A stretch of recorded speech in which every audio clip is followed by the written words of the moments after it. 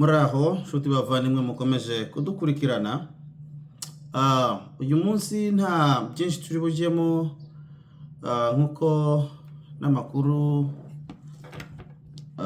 yego, ariko ntabwo rwose nateguye byinshi, ariko nagira ngo nanone twongere turebere hamwe aho iyi ntambara isa n'ihagaze.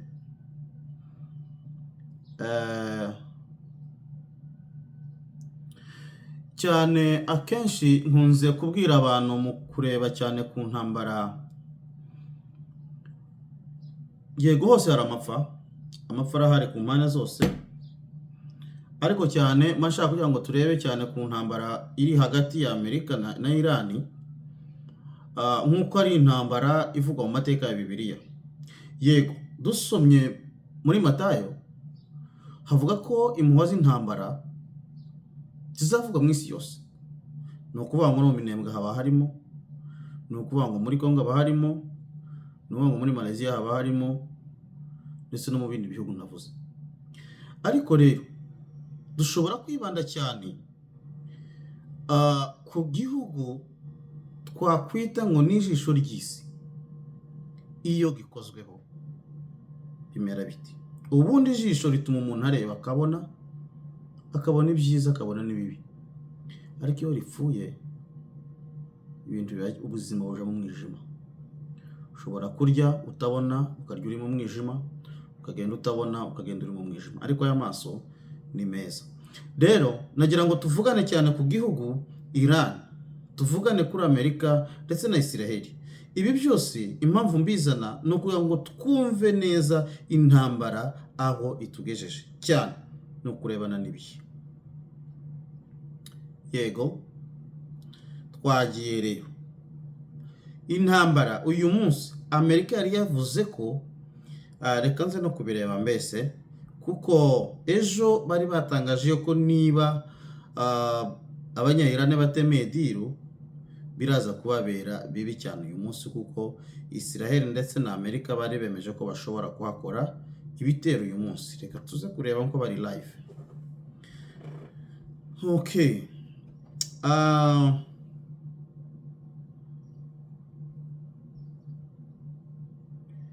Kandi tubibutse yuko turi mu cyumweru nanone cyo gusoma Bibiliya no gukomeza kwereka Amerika Imana, Donald Trump ndetse n'ubuyobozi bwe, aho we yibanze cyane ku gitabo cya Salomo kivuga ngo abantu nibanakora ibyaha bagahindukira bakambaza Imana yabo. Iryo jambo niryo yibanzeho cyane, ko Imana izabahindukirira ikabagirira neza. Okay.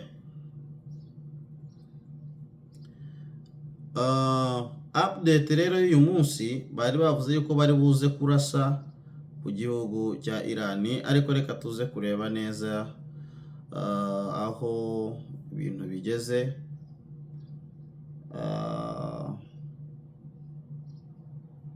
Nimba barashye cyangwa nimba batarashye, ariko bigaragare ko batarashye. Ariko Trump we mu gihe yavuze yuko kuri social media yavuze yuko ngo haraza guca uwambaye niba Irani itemeye ibyo bayisaba. Hagati aho rero biravuga yuko ngo ingabo z'Abanyamerika n'ibikoresho bari mu gihugu cy'Ubudage. Biravuga yuko bagiye mu gihugu cya Israel. Aho kugira ngo babizane muri Amerika, byagiye muri Israel. Kugira gute? Barimo bategura urugamba rwo kugira ngo bahindure amatwara yo muri Iran. Kano kantu kanditswe mu kanya gatoya cyane. President Donald Trump: if Iran surrenders, admit the Navy is gone and resting at the bottom of the sea, and the Air Forces is no longer with us. And if the entire military works out of Tehran, weapons dropped and hands held high, each shouting, "I surrender, I surrender, I surrender," while wildly waving their representative white flag. urumva ibintu yavuze ni niba nkuko tuzi ko amato yabo yarashize mu kirere cyabo nta ndege, ubuyobozi bwarapfuye, ni rero abasigaye nibatamanika intwaro, abasigaye nibatamanika intwaro ngo bavugane turaze rwose bafite amabendera y'umweru, yavuze yuko ibyo ngibyo nibitaza gukorwa, Amerika iraza gukora ibitangaza muri icyo gihugu. Wani perezida DJ Trump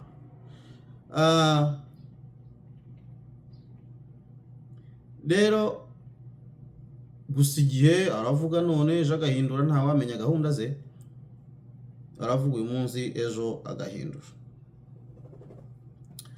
So ariko reka tubitegereze rero, niko yabivuze, byavuzwe kuva ejo, ariko kuva n'uyu munsi ndabona nta bisasu bararasa, no kuvuga ngo ibintu biracyari nanone mu mvugo ariko ntibirashigwa ku mugaragaro.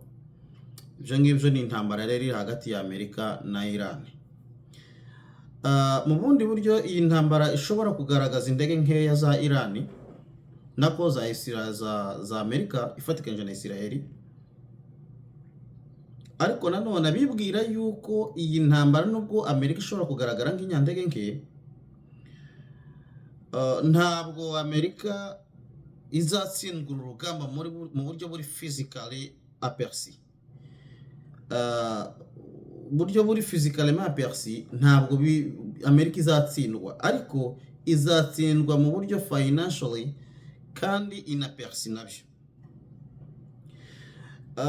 Kubera ko mu buryo bugaragara Iran yarakubiswe cyane, kandi n'ubu baracyayihonda. Rero ntabwo birarangira, abantu mu bongo ntibirarangira, baracyayihonda kugeza ku wa nyuma. Ibyo byo niko bimeze, ariko kandi Amerika nayo yaratakaje. Nabibutse yuko ubwato butwara indege z'intambara Gerald Ford ubu bwagarutse buri muri Amerika, bwatashye. Gusa bitabuza yuko nanone blockade Strait of Hormuz hari amato nanone agihari, kandi nanone n'ayandi porteur d'avion nayo aracariyo. Gusa nyine Abraham Lincoln yaracariyo, gusa Gerald Ford niyo yatashye yagarutse.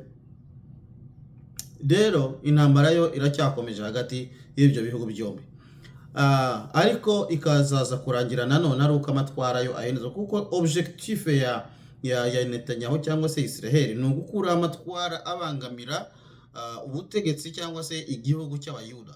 Kandi buriya butegetsi buhari ni ubutegetsi butwaza igitugu kandi bukanabangamira igihugu cy'abayuda mu kwifatanya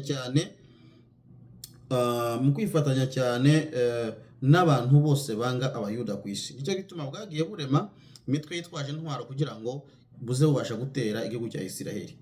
Rero bwari bugezeho noneho bujya gutera ku mugaragaro, ariko Imana izana Trump ku butegetsi bwa Amerika kugira ngo afashe Israel kurwanya iyi ntambara. Rero mbere yuko Trump arangiza ubutegetsi bwe iyi myaka ine kugira ngo irangiye, mbere yuko irangira icyo kintu kigomba kuba cyakuweho kikarangira, kandi nikimara gukurwaho icyo gihe hazongera hongere akandi gahenge, habeho agahenge kuri Israel k'indi myaka. Ubundi twarumvaga ngo Samson arahaguruka arwanya abanzi b'abayuda, ngo hongera kuboneka agahenge k'imyaka 40, ngo nyuma yabyo ngo ubundi agahaguruka abacamanza. So ni kimwe n'ibi ngibi, niyo meme nzira, ni inzira zimwe zirimo zisubiramo, gusa gutahora kwacu biratugora kubyumva, ariko niko bimeze. Netanyahu rero arimo ahangana n'iki? Arimo ahangana n'ingabo zo kwa Hamani. Ingabo zo kwa Hamani, tugiye muri genealogy, mwibuke yuko Israel abantu ba mbere yarwanye nabo, ba mbere bava mu gihugu cya Egiputa, barwanye n'ingabo yo kwa Hagagi, abo ba Hamani. Ni ukuvuga ngo igihe Mose yamanikaga amaboko bagatsinda, Yoshua bagatsinda, yayamanura bagatsindwa, Abamediyani, ni ukuvuga ngo abo ngabo nibo n'uyu munsi barwana kugeza n'uyu munsi. Iyo rero ufata uyu muyobozi wo muri Iran, ni muri ibyo bice niho barwaniye. So rero usanga toujours tuva hariya ku ntambara yo mu butayu tukinjira nanone ku ntambara ya Sawuli na Hagagi, tukahava tukagera kwa Esiteri na Hamani, tukahava nanone tukaza kongera kugera uyu munsi aho tugeze. N'icyaka ibi ni cyiza rero iyi ntambara rero impamvu tuyireba nuko iri mentionné muri Bibiliya. Rero bizagenda gute niba iyi ntambara idatsinzwe na Amerika?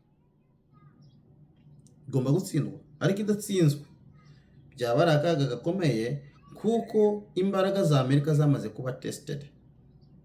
Nubwo atari zose, ariko ntabwo zose ziraba tested. Mwibuke yuko hano baracyafite ibisasu nucleaire batarakoresha. Ibyo ngibyo dufite nk'ibihugu hafi 7 cyangwa 8 bifite ibyo bisasu. Ariko rero Amerika niba mu mbaraga zisanzwe yarabaye tested, ariko ntabwo yoroshye. Mwibuke yuko bafashe Maduro mu minota.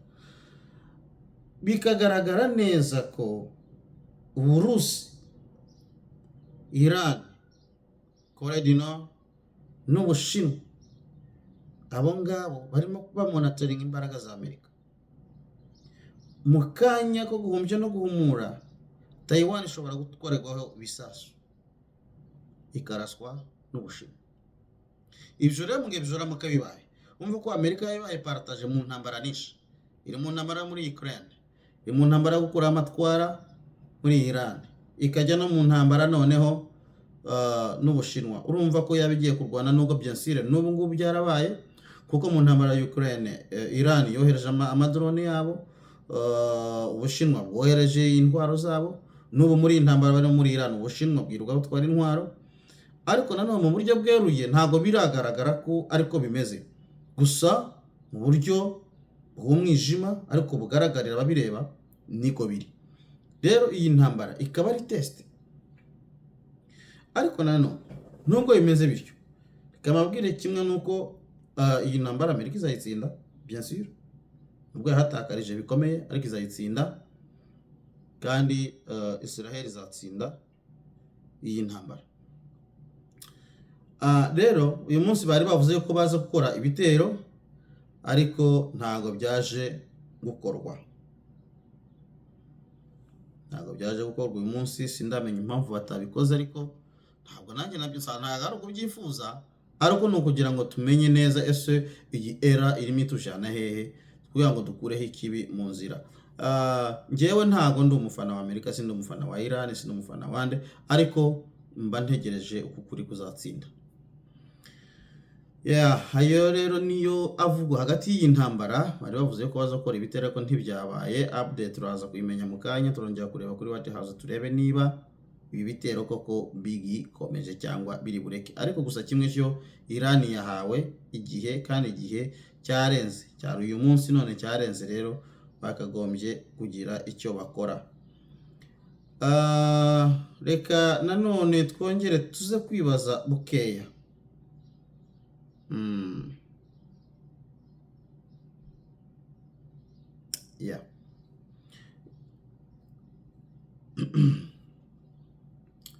Reka tuva mu by'Abanyamerika hano.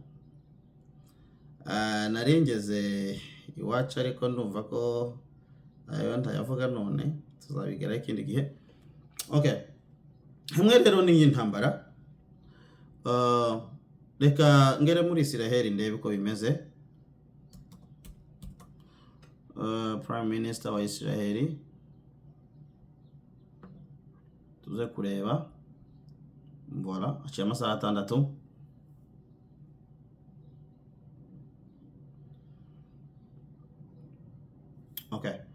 Ahangaha urabona perezida nako ministre wa Israel yerekeje muri Navy, cyangwa se Prime Minister Netanyahu in conversation with the commander of the Flotilla 3 during a takeover of the flotilla that left Turkey. Ahangaha yarimo aganiriza abagize ubwato bwa flotilla gatatu, urabona ko yari ari kuri telefone. Hanyuma yagiye muri navi yabo kubaganiriza, urumva ko barimo baganira ku bitero bya gisirikare bishobora kuba at any time.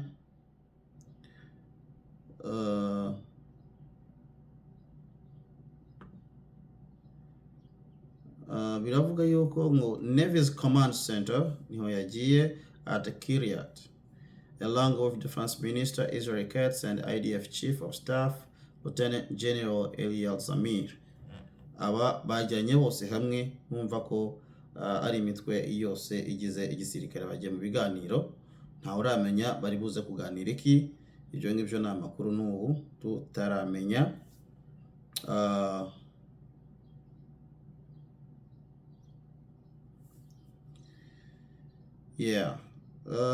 Kimwe cyo mu byagaragaye nuko yashimiye cyane izi ngabo zikorera mu mazi mu ko guhagarika iyi flotilla ya gatatu mu gihe yakeneye kurenga umupaka aho bari batanze ko zitagomba kurenga, kandi ubwato bwari buvuye muri Turkiya, kandi mwibuke yuko hari tension in between Israel and Turkey, as Turkey does never recognize Israel as country.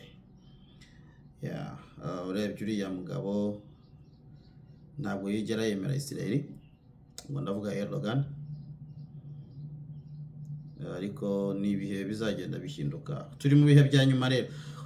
Rero iyi prolongation d'etat ni ukugira ngo niyenda ibihe byongerwe, kuko Bibiliya ivuga buriya ngo iyi Imana itaza guhagarara muri ibyo bihe ngo ibigabanyeho, ngo hari kuzaba ibitangaza bikomeye. So rero ndashima cyane nkuko Trump akora bimwe byiza n'ibindi bibi n'umuntu, ariko twibaze neza ko hano ho yaba bihagazemo neza muri iyi ntambara ya Israel na Iran, yaba bihagazemo neza kuruta uko yaba ahagaze mu bya Congo na M23, nk'uko byo abashaka gukora aya mafaranga. Rero ni update ihari kuri iyi nkuru ya Iran na Israel. Rero ayandi makuru ahari najyanye na Ukraine, nabyo turi buze kongera kuganiraho bukeya ku bijyanye na Ukraine uko byagenze, kuko izo zose ni intambara ziri connected n'isi yose, ni intambara zikora ku isi yose. Urabona yuko ibitaro byakoze ku isi ubu nyine abantu usigaye uja gushiramo gazi ugasanga gazi iri mu mafaranga 80. Turi muri Amerika, panse noneho ku bantu batari muri Amerika bafite igitoro gihenze bingana iki.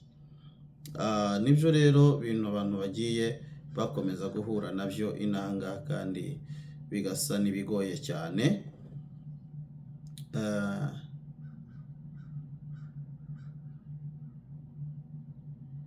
Voilà.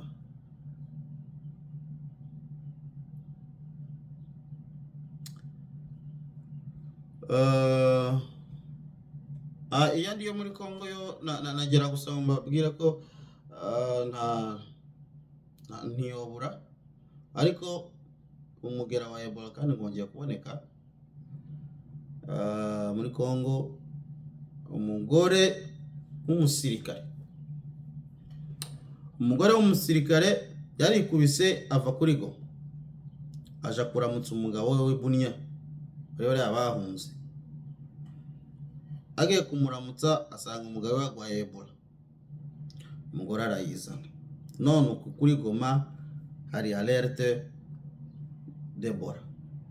Uku nguku je navyo ni ibintu umuntu atomenya uko abyita, ariko nuko niko bimeze. Reka ngaruke hano ku Africacom, ngiye kureba amakuru y'Afurika. Reka turebe amakuru y'iwacu muri Afurika.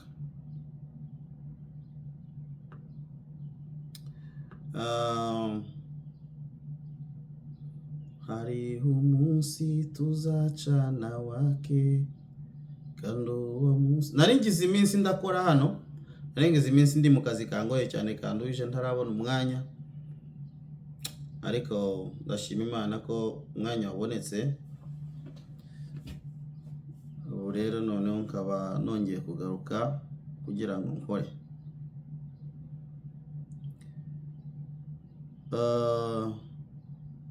Voilà. Iyi rero ni ya ndwara nari mvuze ya Ebola.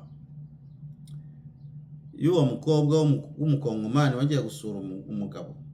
Ubu noneho bari kuvuga ko ngo hari abantu bangana ni 110 n'110 n'abangahe barenga. Abo ngabo ngo ibyabo byararangiye kubera Ebola. Cyo nacyo ni igitangaza gikomeye. Abantu bangana gutyo bishwe na Ebola muri Congo. Ishami ry'umuryango w'abibumbye ryita ku mpunzi n'ubuzima bw'abantu muri rusange OMS ryatangaje ko ari icyorezo cyugarije isi. Virusi nshya ya Ebola yagaragaye muri Congo na Uganda. Yitwa ubundi buryo kandi ni Ebola, ariko ngo nisha. Ibi bintu by'abazungu bagenda batuzana mu by'amavirasi, urabona n'iyi ngiyi hari y'ubu nyine. Ibi gusa no gushaka ukuntu bafunga imipaka y'ibihugu, babanza badushire muri ambargo, babarura abantu, tugende twinjira muri system. Isi ntabwo izongera kugira agahenge mubone ngo isigize amahoro, no. Ahubwo ibintu bizagenda bikomera, bizagenda birushaho gukomera. Nicyo gituma abantu tugomba guhaguruka mu buryo bushoboka. Tukabireba mu buryo bundi bwa sanse ya gatandatu, tukava muri sanse z'ibyo turebesha aya maso. Kavuga neza yuko abantu barenga ibyibuza abantu barenga 390 ngo abari bo bamaze kwandura n'icyo cyorezo. Nawe 110 n'abatandatu na 7 abo ngabo ngo bamaze kwicwa n'icyo cyorezo. Iyo ni OMS yatanze ayo makuru. So reka noneho tuve mu bya Kongo nkuko birarenze. Ni byinshi.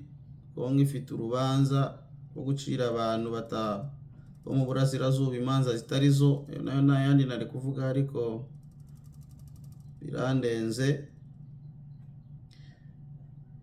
Sinovuga ayo interahamwe zatumazeho, sinoyavuga rwose, ariko reka nanone ngaruke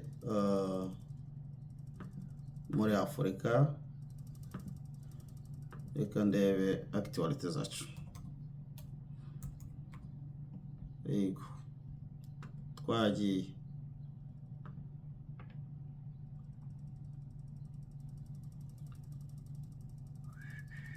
Ni kwa neema na upendo akaondoa dhambi zangu.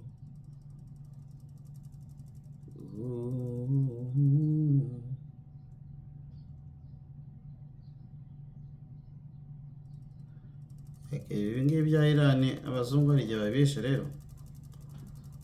N'ibya Belarus. Okay.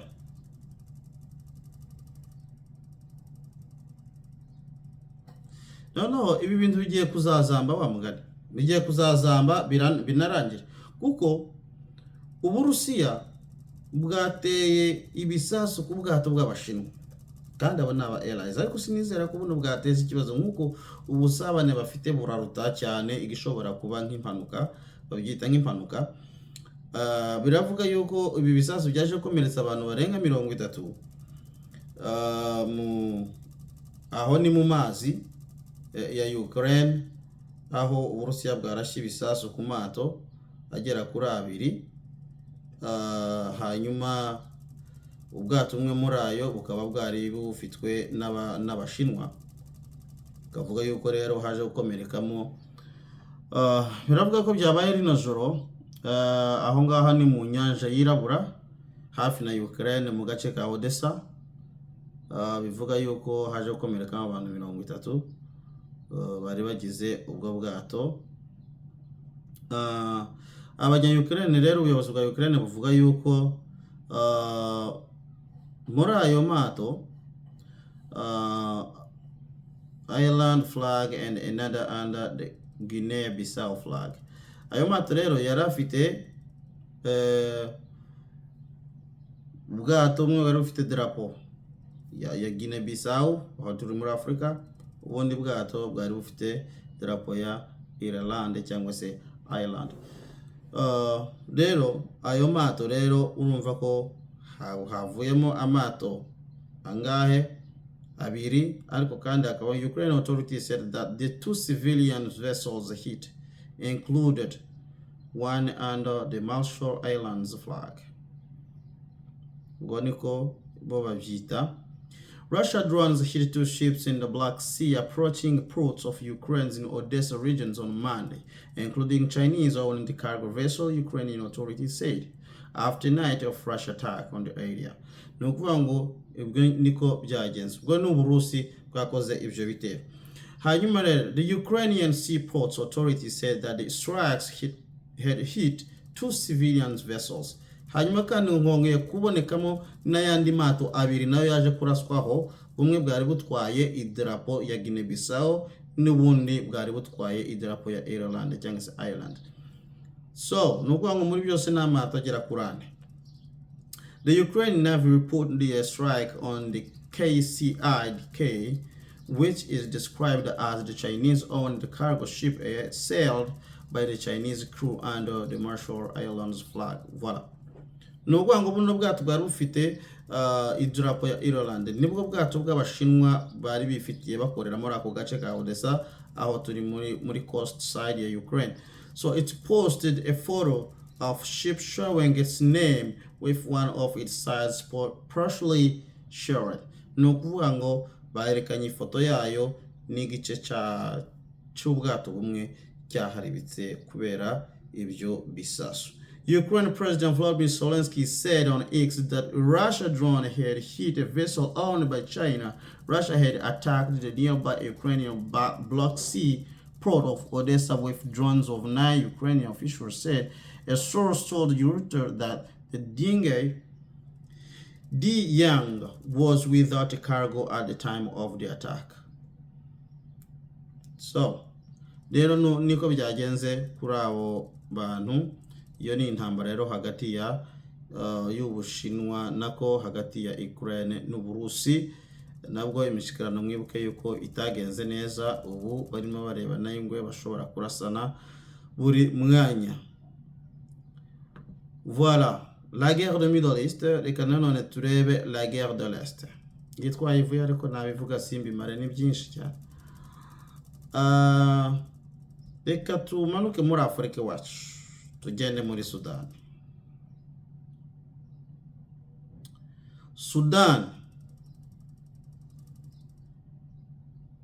Ndabona Perezida Ruto yagarutse kuri Sudan, Macron yagarutse kuri ikindi rero muri Congo. Akandi gashyana nibagiwe nuko muri Congo ngo b'Abanyamerika batwaweyo, ubu ngo ibintu bitangiye kuzamba, ibintu bitangiye kugenda ukundi kuri b'Abanyamerika batwawe muri Congo bashakishirizwa igihugu cya gatatu, bakuwe mu mapurizo hano bari bakuwe mu mapurizo hano. Yakona ko nakandi nibagiwe ariko sinzi ukuntu nkabonye hano ndakibuka. Rero nayo makuru niriwemo, ubundi ayandi turaza kuyashakisha mu kanya noneho tuze kuyavuga mu buryo buri professionally. Ubu narimo nganira nirebera ibintu uko bimeze n'amastrike menshi cyane. Rero tukiri muri Sudani, ibintu bikomeje kuzamba, aho abantu basaga 64 nabo bishwe n'ibitero by'indege. Ibyo ni ibintu barimo nirebera hano, ntago njya kure, ntago ngenda ngo ngiye ndebera amakuru hano nayasoma.